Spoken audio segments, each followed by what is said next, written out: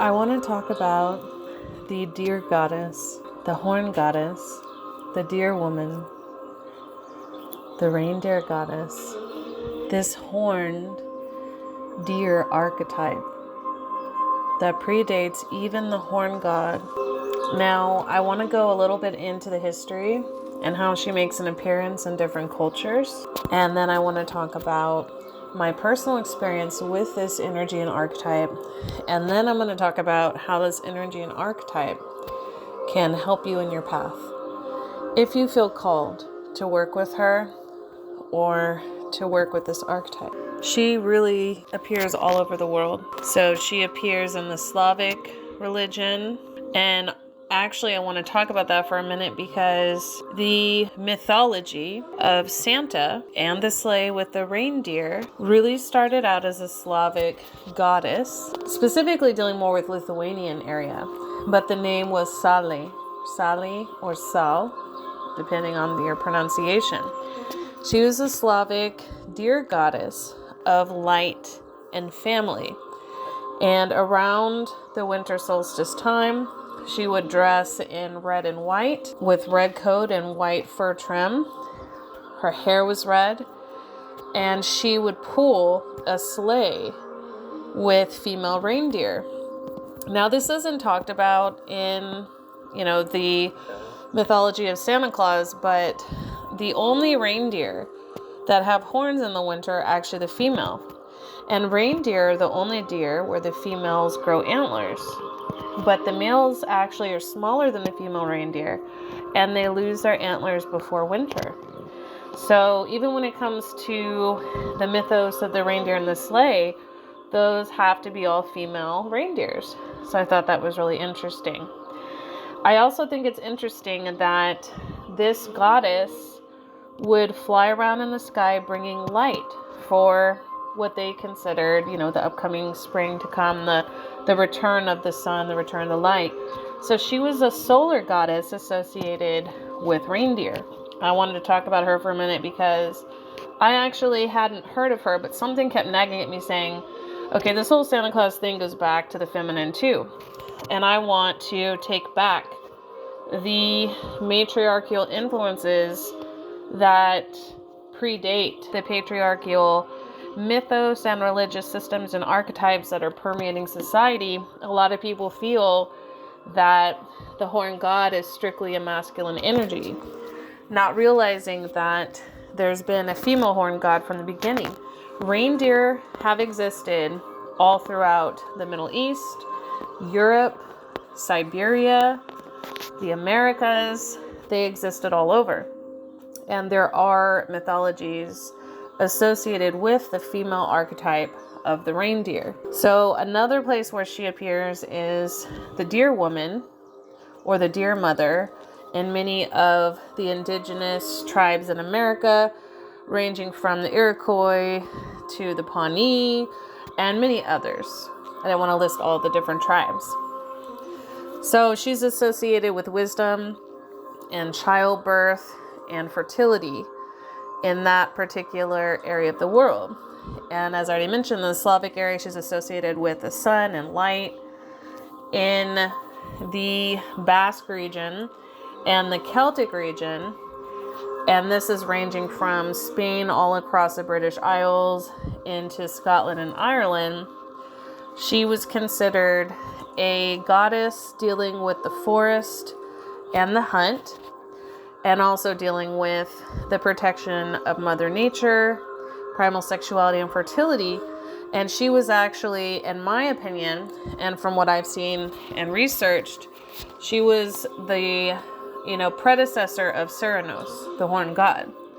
Because I actually have past life memory, and this is before I knew that this was dealing with the deer goddess or the deer mother or the horned goddess. I actually thought that this was a different type of druidic tribe that I was in this past life. But I remember wearing a green hooded cloak and having antlers on my head. I remember this both as a man and as a woman. So I feel like this particular archetype was with me in several incarnations in that region. But she's also connected to me in some of the Native American tribes that I have in my DNA, which I have several. In fact, it's very dominant in my DNA. She also featured prominently with the Scythians, and I really feel that the Scythians were actually the ones that brought her into the European region. But because reindeer was such an important part of the Siberian life, she was also very prominent in Siberia. A lot of times when people are dealing with like the evergreen trees, the mistletoe, the wreath, lighting the candles, all of that, that really deals with the Northern European sun goddess worship. Before it dealt with Nimrod, before it dealt with Saturnalia, before it dealt with the Germanic lore, all of this. This really all went back to the Latvian and the Lithuanian Slavic goddesses. Also, I want to mention that we also had, I believe it's pronounced Bioe, but I could be totally butchering that. But she was the sun goddess of the Sami, which are the indigenous people of the Nordic countries as well. And she was also associated with the winter solstice in that area and was worshipped by the Swedish people and other European tribes in that particular area. She's also associated with the Celtic myths of Ellen of the Ways, which was basically originally supposed to point to the paths of the reindeers in the forest, which would lead you in some of the most ancient places of wisdom. And it's very much, it has a lot of liminal or crossroad energy to it as well. So in this one, she was actually goddess over the sun and the night, which I thought was really interesting. So there is this lunar and solar sort of duality, much like we see in Kemet or Egypt with, Bastet. Even though Bastet is, a feline energy, it's that same type of, energy going on there. I also want to mention that Artemis is also connected to the deer as well. And even in India, Saraswati, even though she's not technically a deer goddess, one of her animals is the deer. And she was actually visited by a deity disguised as a golden deer in some of those mythos as well. So the Celts really that came out of the Phoenician area before they migrated up, the original, Black Celts, they brought with them the horned goddess and later the horned god. And I really believe, guys, now I can't find any proof on this, but I think that the original Kemetic or Egyptian horned god was actually a horned goddess. Just like Heka was actually originally a feminine energy when you understand the ancient Egyptian tongue, that well, not male. And then later Heka then becomes, connected to the Greek goddess. So that's interesting as well.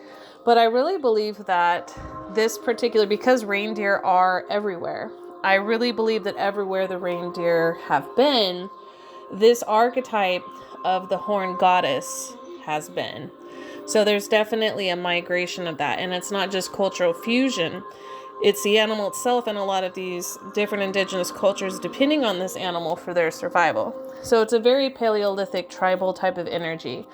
She definitely will teach you the ways of the woods. That's what I like to say.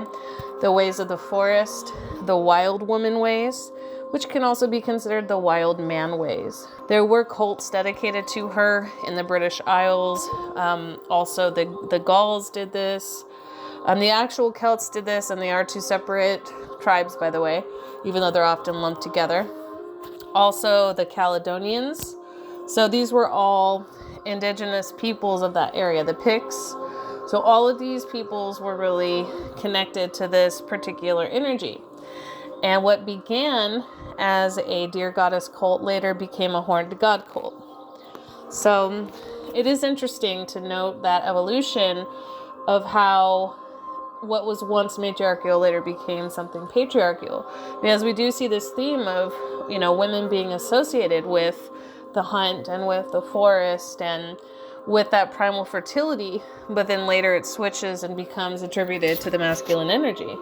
So it is interesting, that type of journey that took place, or that type of cultural adaptation that happened as a result, and how it shifts society as a whole. But we're not really going to go into that in this particular one.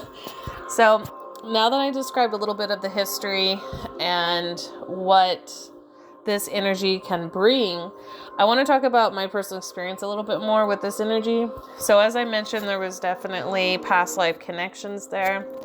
And I feel that she has taught me and continues to teach me, even in the background, and whispers to me, especially when I'm in the woods, but anywhere when I'm out in nature. It's that need to feel connected to the earth, that need to shed the expectations of man-made order and rules and laws, because there's a balance to these things. It becomes too artificial when we live our lives in these artificial calendars, these artificial cycles, these artificial jobs, these artificial, societal structures and social structures and things of that nature. And so what she really teaches us is how to shed these things and how to go back to the more primal basic rhythm, that 432 hertz rhythm of the earth, and to really ground ourselves in that energy, regardless of where our soul origin is as individuals. Mine is definitely not from earth. I do feel a connection to, the earth in that sense. And I understand that while I'm here, it is up to me to live in harmony with the earth as much as possible, and in those rhythms and cycles.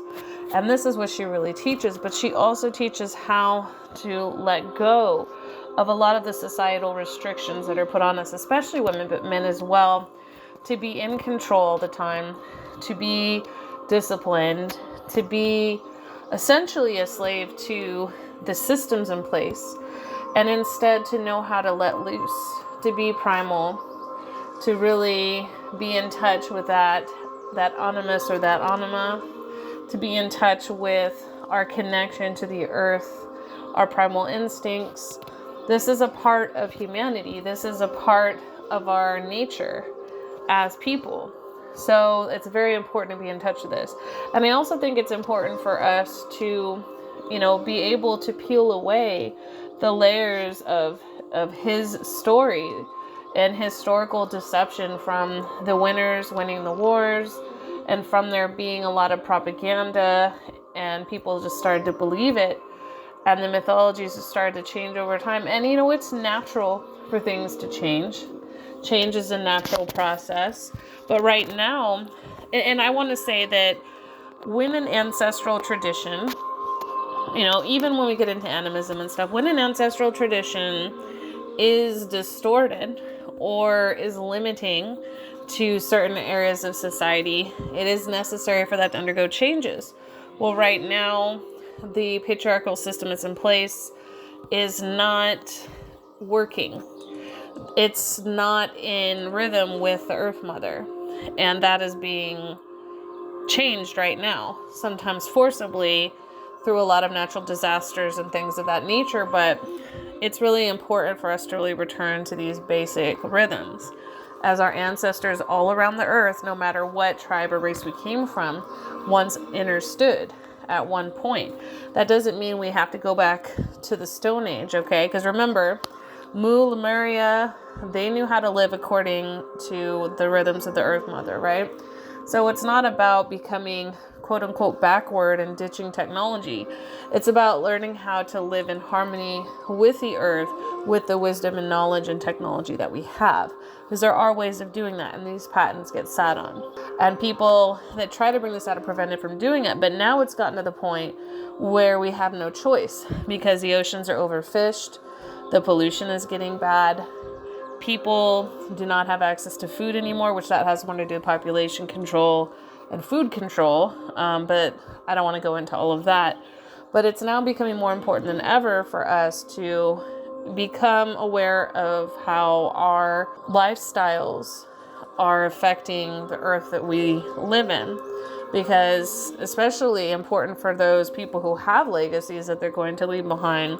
What are you leaving behind for your children? I actually didn't plan on talking about any of that in this video, but it just came out, so I guess it needed to be addressed. I feel that the Deer Mother, the Deer Goddess, the Horn Goddess, has a lot to teach us about the wild ways, the old ways, the ways of the reindeer, the ways of the forest, learning how to live in tune, learning how to be ourselves, and to just be wild, free from these type of artificial systems which would keep us imprisoned. And again, not saying that, it's bad to live in cities or use technology or anything like that. I'm not saying that. I'm just saying that we have to become aware of our impact that we have. And we want to be able to break away from these artificial systems and be able to connect with the land and connect with nature, because she does speak.